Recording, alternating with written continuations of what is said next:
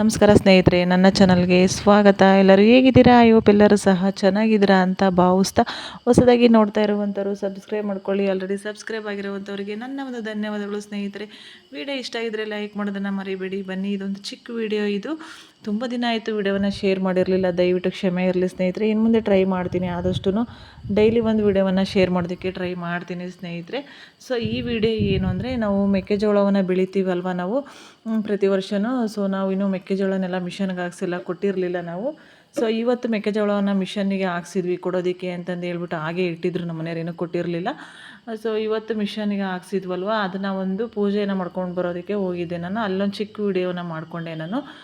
ರಾಶಿ ಪೂಜೆ ಅಂದರೆ ಅವ್ರು ತೊಗೊಂಡು ಹೋಗೋದಕ್ಕಿಂತ ಮುಂಚೆ ಪೂಜೆಯನ್ನು ಮಾಡ್ತೀವಿ ನೋಡಿ, ಆ ಒಂದು ಪೂಜೆ ಮಾಡೋದಕ್ಕೆ ನಾನೇ ಹೋಗಿದ್ದೆ.